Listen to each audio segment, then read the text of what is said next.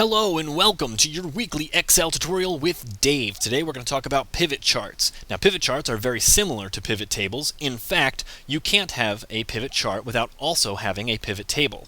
You can have a pivot table without a pivot chart, but if you create a pivot chart to start with, it will automatically create the pivot table. So let me show you what I mean.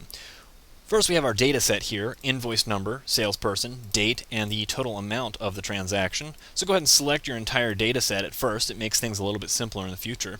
And then go to this Insert ribbon. Under the Pivot Table menu, select Pivot Chart.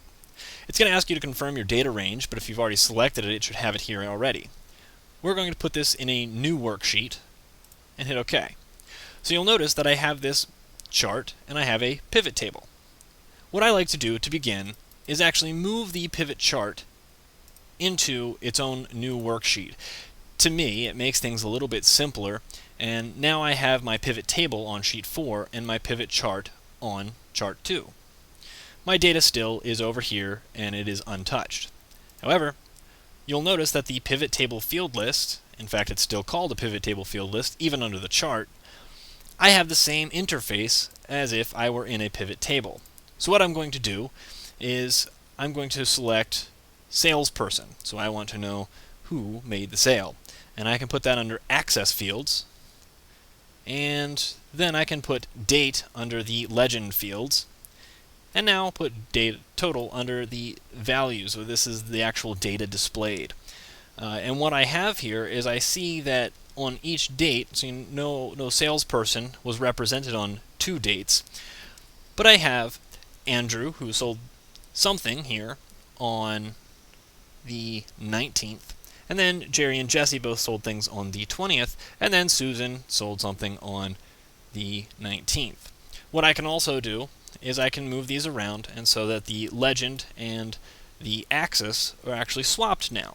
So you'll see that there were 2 salespeople represented on the 19th and 2 salespeople represented on the 20th. And you can also see the basic value of their sales. You can also add this again, and right now it's still doing the sum, and change the value field settings based on this drop-down. So now I want the count. How many sales did they make? Well, adding that with the sum in the pivot table itself is not so bad. You can determine the difference between the two, 4,000 versus 4, very simply, very easily. However, in the chart, because of this y-axis here, it makes it a little bit difficult to see, so you can't always have the sum and the count represented in the same pivot chart. But if I take the sum out, you can very easily see that everyone sold 4, or made 4 sales, with the exception of this purple bar, which happens to represent Susan. So Susan made twice as many sales, and she happened to make them on the 19th, whereas the remainder of the 3 only made 4. If you like this video, please subscribe.